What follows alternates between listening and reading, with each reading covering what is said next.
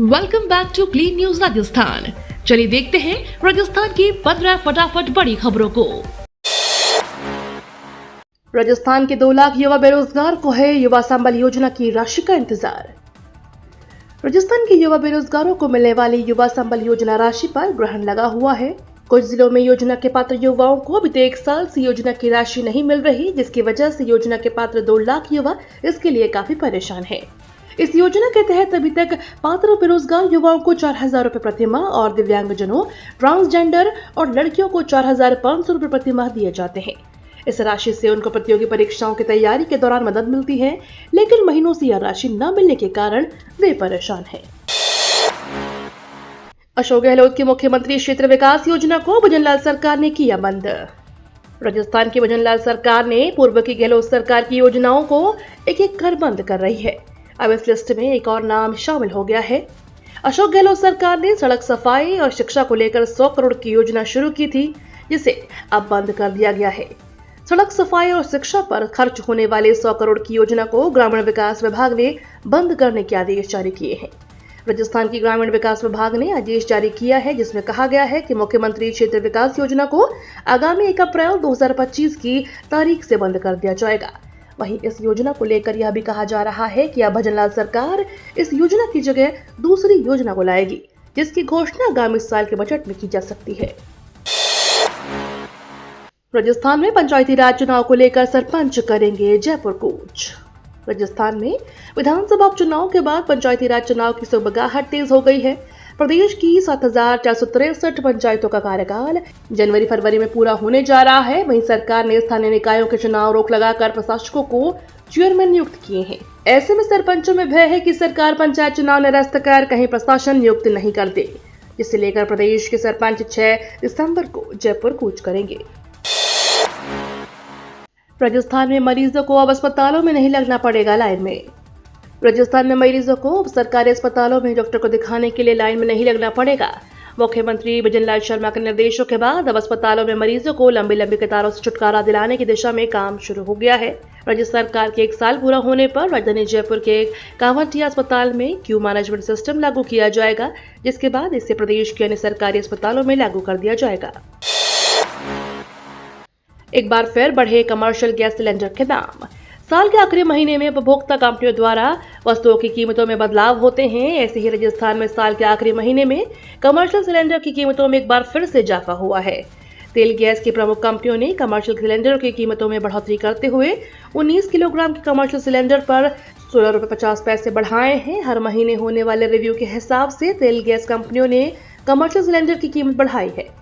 आपको बता दें, नवंबर महीने में कंपनियों ने सिलेंडर पर 62 रुपए की बढ़ोतरी की थी। इस साल ये नौवां मौका है जब कंपनियों ने कीमतों का रिव्यू करते हुए उनमें बदलाव किया है। राजस्थान एलपीजी डिस्ट्रीब्यूटर्स एसोसिएशन के अनुसार आज से राजस्थान में कमर्शियल गैस सिलेंडर 1846 रुपए में मिलेगा। राजस्थान कांग्रेस संगठन में जल्द बड़े स्तर पर होगा बदलाव। राजस्थान में विधानसभा चुनाव में सत्ता और विधानसभा उपचुनाव में अपनी 3 सीटें खो चुकी कांग्रेस अब जल्द ही अपने संगठन में बदलाव करेगी। यह बदलाव ब्लॉक स्तर से लेकर राज्य स्तर तक होंगे। राजस्थान पीसीसी चीफ गोविंद डोटासरा ने कल कहा कि जल्द ही संगठन के स्तर पर कई बड़े बदलाव देखने को मिलेंगे।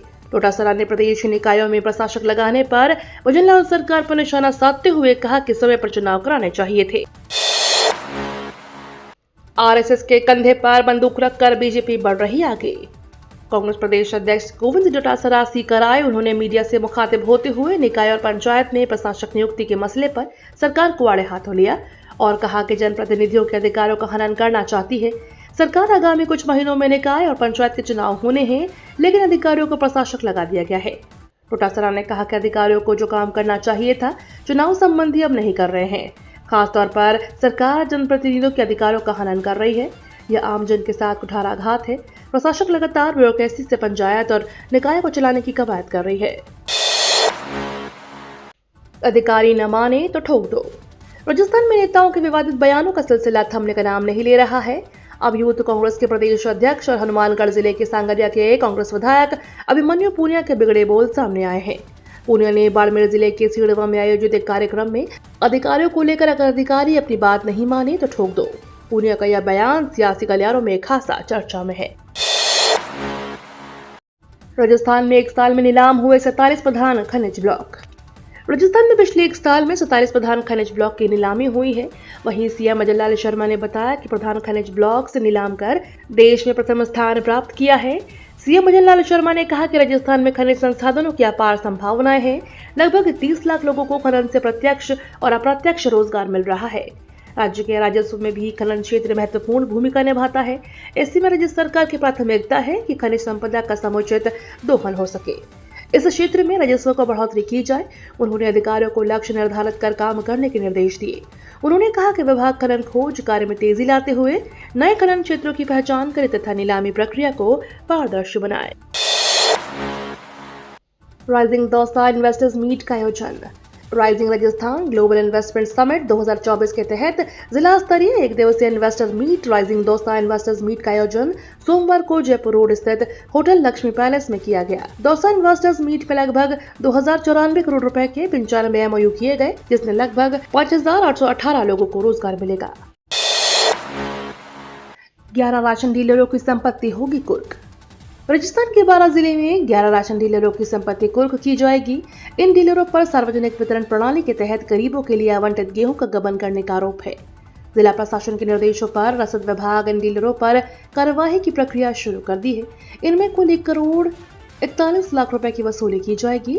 जिला रसद अधिकारी अनिल चौधरी ने बताया कि प्रदेश स्तरीय निरीक्षण टीम की गई जांच में इन 11 राशन डीलरों की यहां गड़बड़ी पाई गई थी।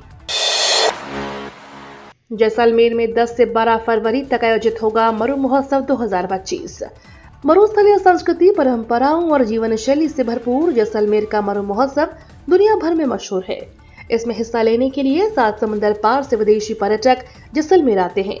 इसी वजह से इस बार प्रशासन ने 2.5 महीने पहले ही इस महोत्सव की रूपरेखा पर काम करना शुरू कर दिया। इससे महोत्सव के दौरान आने वाले पर्यटकों की संख्या बढ़ेगी और पर्यटन कारोबार में भी बढ़ोतरी होगी।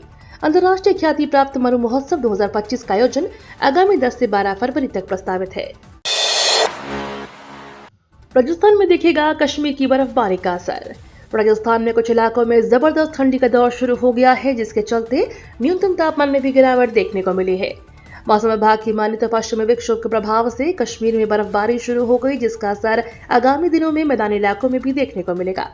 उत्तर से चलने वाली ठंडी हवाओं के चलते प्रदेश के कुछ शहरों के तापमान में तेजी से गिरावट आ सकती है।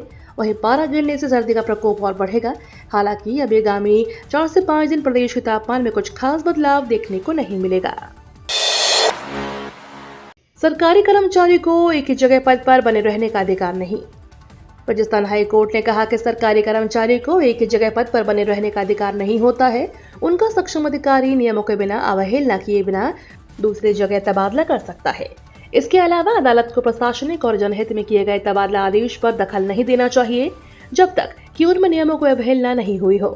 अदालत ने कहा कि यदि अदालत राज्य सरकार के दिन प्रतिदिन के तबादला आदेश में दखल देगी तो जनहित में होने वाले काम अटक जाएंगे। इसके साथ ही अदालत ने राजस्थान कृषि अनुसंधान संस्थान के असिस्टेंट प्रोफेसरों की ओर से तबादला आदेश के खिलाफ पेश याचिकाओं को खारिज कर दिया है। पीएम मोदी 17 को देंगे ERCP की सौगात।